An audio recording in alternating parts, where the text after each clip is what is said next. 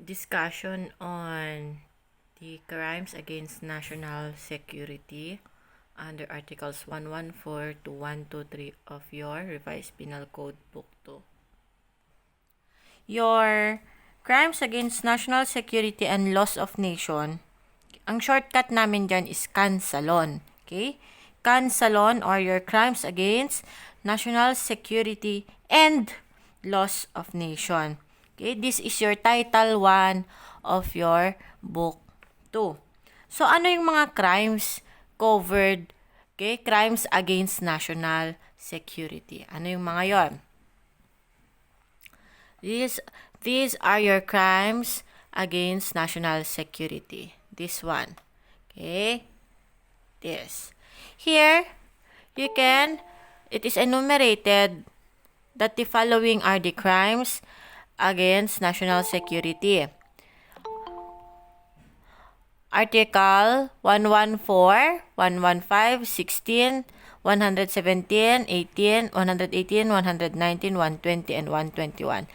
So, your treason, conspiracy and proposal to commit treason, misprision of treason, espionage, inciting to war and giving motives of reprisal, violation of neutrality, correspondence with hostile country, and flight to enemy country. Okay? We also have your crimes against the loss of nation. Ano yon? We have your piracy and mutiny and qualified piracy and mutiny. In some other books, like the book of the Justice Luis B. Reyes, sa kanyang book is those crimes against national security are only the following. Ito lang. Itong apat na to lang. Itong Article 114 hanggang Article 117. Pero itong Article 118 hanggang sa mutiny, he considered that as crimes against loss of nation. But in any way, we are combining it together as CANSALON, yun, crimes against national security and loss of nation.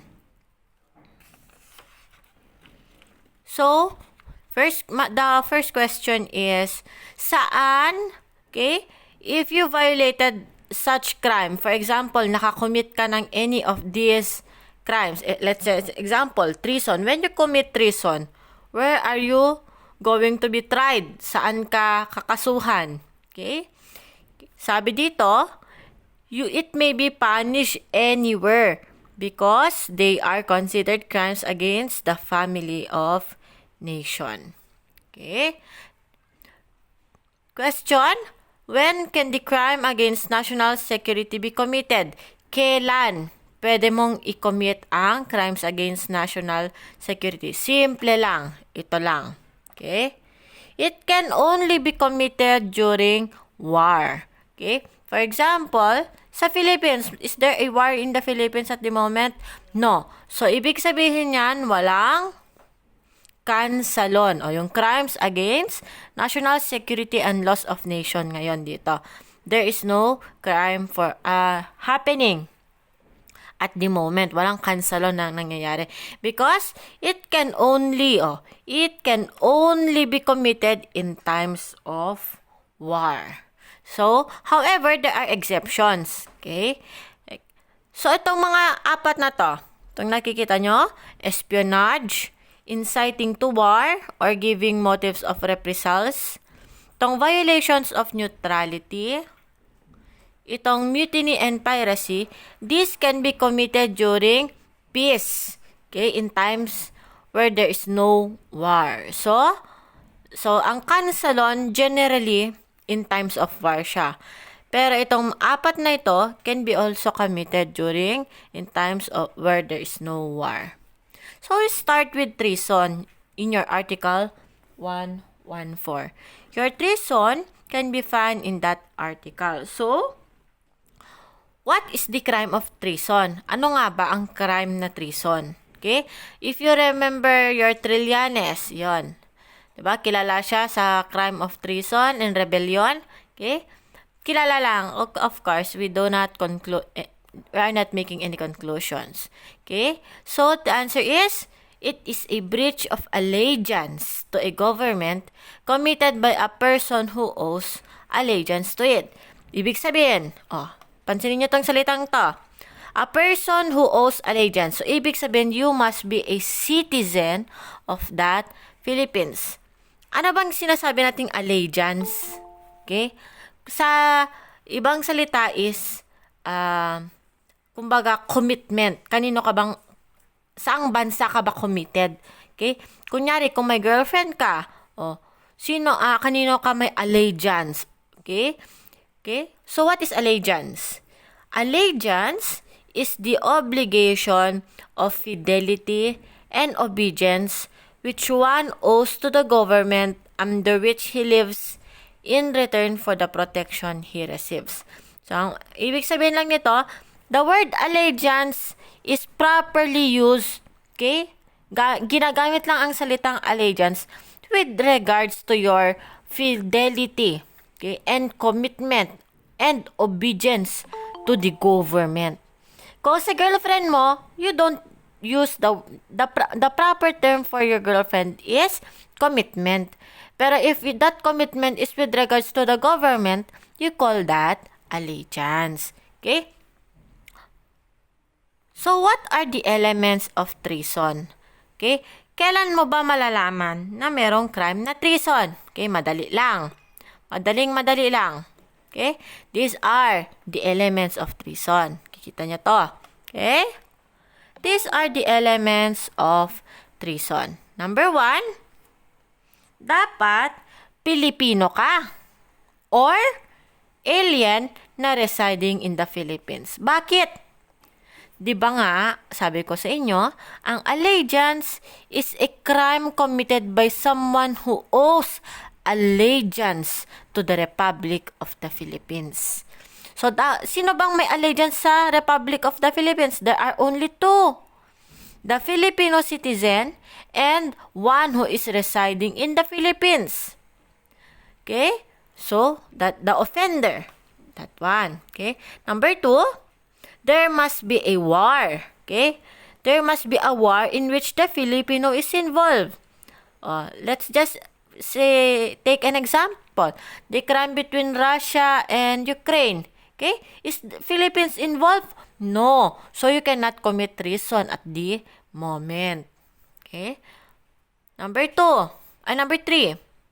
To. Ma'am, kailangan ba na mag-formally declare ng existence of state of war? The answer there is no. Okay? Number 3. Offender, okay? Anong mga acts or yung actions o ano ba yung mga ginagawa ni offender? Okay? There are only 2 ways. Ito yun. Paano ba gawin? Paano ba i-commit ang treason, ma'am? There are only 2 ways. Number 1, when you levy war against the government, okay? Or when you adhere to the enemies by giving them aid and comfort. Okay. Isa-isahin natin yung mga elements. Lagi niyong tandaan na yung offender dapat is isang Pilipino or Pinoy o isang residente sa Pilipinas. Okay? So, gets nyo na yan. Okay, number 2. Ay, next question. Paano mo ba maipuprove na isa kang Filipino citizen? Okay? Of course, it will be proven by your personal circumstances it will properly identify you as a Filipino. Okay? Paano yung testimony, ma'am? Pwede ba? Example, kapitbahay ko siya ng mga 10 years na. Pwede ko bang sabihin, ay, Pilipino yan? Okay? Kapitbahay lang ako. Okay? Ang sabi sa People versus Flavier, okay? The citizenship of the accused may also be proven or may also be proved by the testimony of witnesses, okay, who know him to have been born in the Philippines of Filipino parents. So, pag matagal ka nang nakatira dito, tas alam pa ng kapitbahay mo na pinanganak ka sa mga Pilipinong, na Pilipino ang nanay at tatay mo, okay? So, in that case, your personal circumstances may be proven by mere testimony. Okay, next one. Lagi nyo ang tandaan na ang treason po is a war crime. It is a war crime. Dapat merong naglalabang bansa. Okay? A treason cannot be committed in times of peace. Okay? It is not an all-time offense. Hindi siya katulad ng murder na kung gusto mong pumatay, andyan lang. Gusto mong magnakaw, andyan lang. Ang treason po ay isang war crime. Ibig sabihin, kung walang hostile countries where Philippines is involved, okay? Then, you cannot commit this crime. Hindi siya all-time, okay? All-time offense. It cannot be committed in time of peace, okay? While there is peace, there are no traitors. So, ang treason po, you call the offender traitor. Okay? Sa treason, ang tawag natin sa offender is a traitor. Okay? So, imbes na you give your allegiance to your country, you're not. Because you are levying war against your government and you adhere to the enemy by giving them aid and comfort. Okay? So, laging tandaan, isa po siyang war crime. So, it is punished by the state as a measure of self-defense and self-preservation. Okay? Next one. Diba sabi ko nga sa inyo, there are two modes of committing treason. That is levying war and adhering to the enemy. Okay? Giving them aid and comfort. Okay, question. Paano ba yung levying war, ma'am? Ano yung levies war? Paano gawin yon? Okay? Sa levying war, okay, there are two things that you should do. Number one, there is an actual assembly of man. Okay? So, nagko-collect ka ng mga kasama mo. Number two, tapos yung pag-collect mo ng kasama mo, your purpose is to execute a treasonable design by force. Okay? So, dapat meron actual assembling of man. Ibig sabihin, nagtatawag ka ng mga kakampi mo. Okay? Number two, lagi nyo ring tandaan, okay, nasabi ko na to kanina, okay, na hindi kailangang may formal declaration of the existence of state of war. Okay? It's not necessary. So, anong kailangan, ma'am? Okay? Ang sabi dito sa cases natin, actual hostilities may determine the date of the commencement of war. Ibig sabihin, as long as there is a hostility or hindi pagkakasundo o hindi pagkakaintindihan ng mga bansa at involved dapat ang Philippines, kailangan involved yung Philippines, dapat nakikisawsaw yan. Kasi kung hindi siya nakikisawsaw, walang treason. Okay? In that situation, there is no need for a declaration. So, these are the persons who are liable for treason. There are only two. Yung Filipino citizen and a resident alien, okay, residing in the Philippines.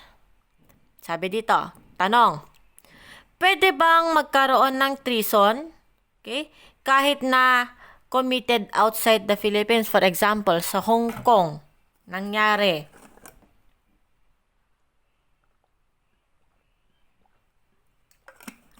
Okay, the answer there is, depende daw. Kung ang offender, di ba sabi ko sa inyo, dalawa ang offender natin. Filipino citizen o kaya isang alien resident. Okay? Kung Filipino citizen, kahit saan ka pa lupalop ng mundo pumunta, pwedeng makomit ang treason because of your Article 2. Okay? Your territorial jurisdiction. Di ba nakalagay doon, if you remember yung enumeration? Okay? Those crimes committed, okay, which are considered to be against national securities and laws of nation, okay, kahit the person or the offender is outside the Philippines, he can commit, okay, he may be tried in the Philippines. So the revised penal code, okay, covered pa rin siya. Number 2, paano naman kung alien, yung resident alien natin? Okay?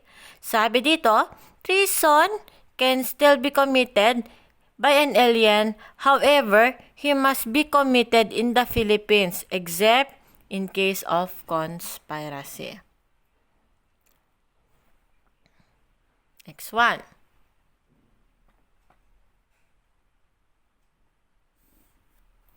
Is there a crime of treason through negligence?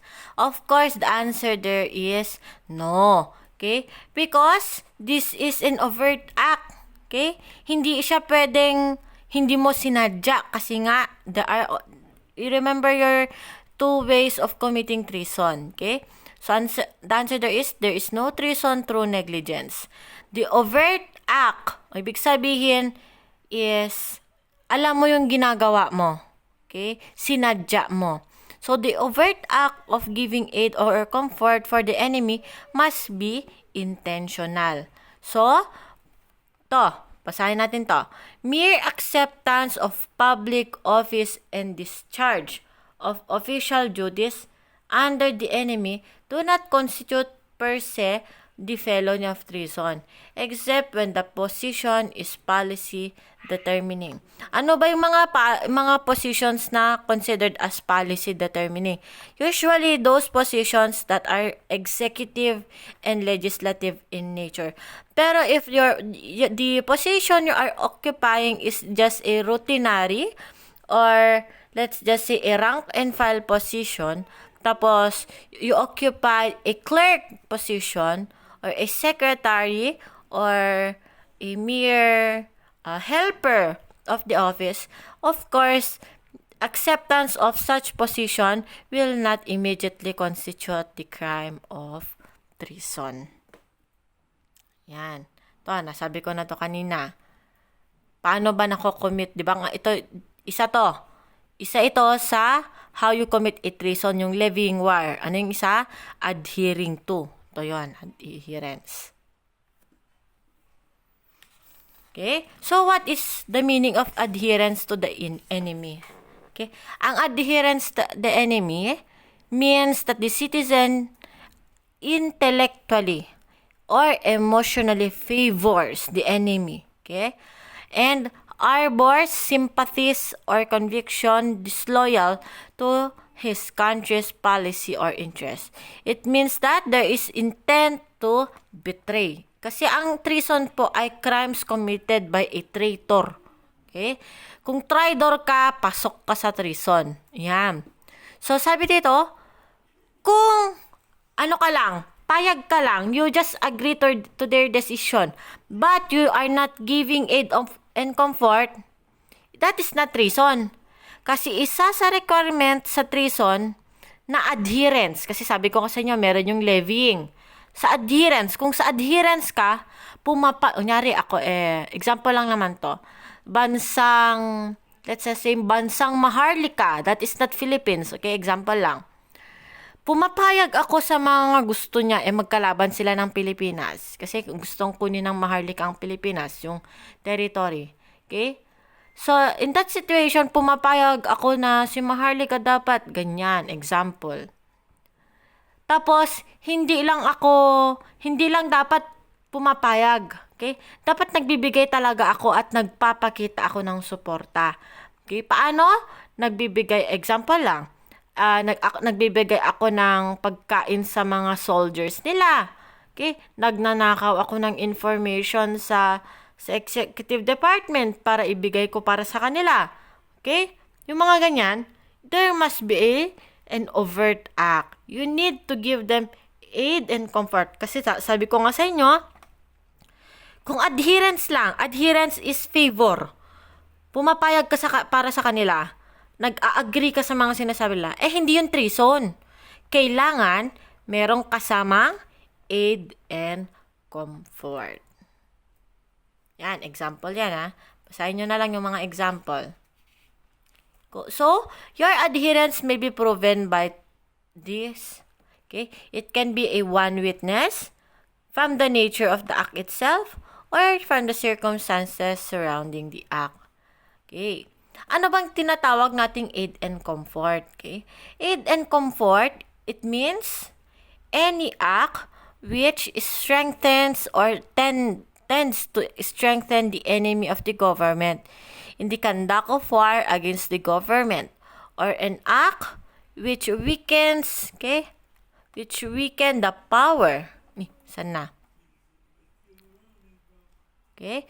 Which weaken the power of the government to resist or to attack the enemy of the government. Okay? So, kung papalakasin yung kalaban ng gobyerno natin at magiging mahina yung depensa ng gobyerno natin, okay? That is aid and comfort. So, lagi niyong tandaan, what's the extent? It must be a deed or physical activity. And lagi niyong tandaan, ang treason ay hindi siya through negligence. Diba ang negligence kasi hindi mo sinasadya. Here, it is always intentional. Okay. So, you have the so-called two-witness rule in your treason. Okay? Ang treason po, kailangang ma-approve siya ng two-witness rule. Your two-witness rule means that in order to prove that you committed the crime of treason. Nag-on ka ng aircon?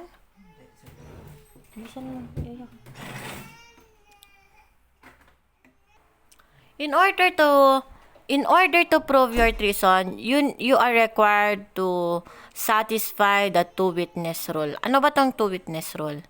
Okay, number 1, the testimony of two witnesses is required to prove the same overt act of giving aid or comfort. Okay? Dapat yung tao, siyempre witnesses yan, ibig sabihin tao yan, dapat yung tao, okay, they must have a consistent statements. They must refer to the same act, the same place, and the same moment of time. Okay? You read the examples that are provided in the situation.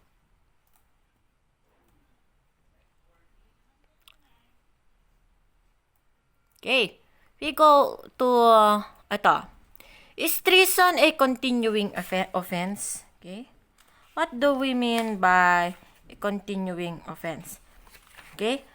Ibig sabihin is kahit saan pwede kang makasuhan. Okay? Is it a continuing offense? The answer there is yes, sabi ng batas. Okay? So here, it can be committed by a single act or by a series of acts. It can be committed in one single or different time. In treason, there is only one criminal intent. A person who commits treason is not criminally responsible for as many crimes of treason as the overt acts, as he has intentionally committed to give aid to the enemy. Okay. Paano? Okay? Paano kung nagkaroon ng treachery, abuse of superior strength, at evident premeditation?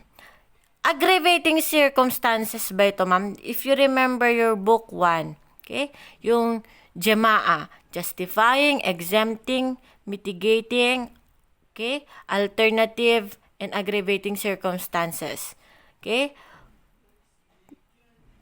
These treachery, abuse of superior strength, evident premeditation are enumerated as aggravating circumstances. Diba? If you remember. Pag nagkaroon ng ganyan, diba ang aggravate is madadagdagan yung penalty. Okay? Is this considered aggravating? The answer there is no, because it is inherent in the crime of treason. Meron po bang stages ang treason, ma'am? Meron po bang attempted stage, consummated stage, and frustrated stage? The answer there is this one.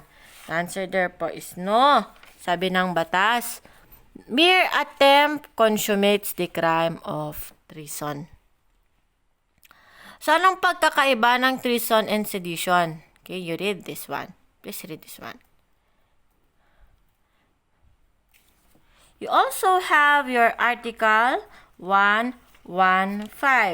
What is your Article 115? It provides for conspiracy and proposal to commit treason. Okay? I hope you remember when is there a conspiracy and when is there a proposal. Okay? Lagi niyong tandaan na mere conspiracy and mere proposal is not a crime. Okay? However, if you conspire to commit a crime and if you propose to commit a crime, of course, that is punishable under the law. Okay? Punta tayo sa Article 115. Lagi niyong tandaan yung treason, ha? Walang attempted, walang frustrated, at walang consummated. Okay? Walang stages. Okay? How about treason? May conspiracy and proposal? The answer there is yes. That is your Article 115. At treason pa rin to. Since treason yan, it's a war crime, it should be committed during war crime. Okay. Oh. Ang madaling tandaan sa elements ito. When, where, and how. Yun lang ang madalis na palatandaan. Oh, punta tayo sa when. When o kailan. Kailan or kaano. Okay? When, where, and how. Huwag niyong kakalimutan nyo na pag mag-state kayo ng when, where, how, and who. Okay, huwag niyong kalimutan yon ng mga tanong pag mag-state kayo ng elements. O when, kailan daw nakocommit ang treason? In times of war. O who are the persons committing it? Okay? There must at least be 2 or more persons. Of course, you know sino tong mga taong to? Yung Filipino citizen and your resident alien. Oh, how do they commit this crime? Okay? Ito yon. By levying war and adherence to enemy. And, wag niyong laging kalimutan yun, ha? Wag niyong kakalimutan. And giving them aid and comfort. Kung ito lang, pag nagbigay ako ng case at ito lang ang nakihata nyo, adhere to enemy, that is not treason. Hindi yan treason. Kailangan meron ito. And to give them aid or comfort. Okay? And lastly, they decide to commit. Okay? That is your conspiracy. Paano naman ang proposal? Who, when, where, how. Who. Okay? Oh, the same. The same. This is the only difference. A person proposes its execution to some other person. That is the only difference. Kasi nga proposal po siya. To, lagi niyong tandaan. Sabi ko sa inyo, your Article 8. Mere conspiracy and proposal to commit a felony is not punishable. Kailangan you have the conspiracy and proposal to commit a crime. Example ng crime is your treason. That is your Article 114 and 115. When you conspire and you propose to commit such crime, that is specifically punishable by Article 115. Next one. To. Ma'am, hindi ba mag-a-apply yung two-witness rule? Di ba yung two-witness rule meron siya sa sa treason, ma'am. Hindi ba yun mag-a-apply? Hindi yun mag-a-apply sa conspiracy and proposal to commit treason. Okay? Yun mag-a-apply. Bakit? Because it is a separate and distinct offense from that of treason. Your treason is punishable by 114 and your conspiracy and proposal to commit treason is punishable by your article 115.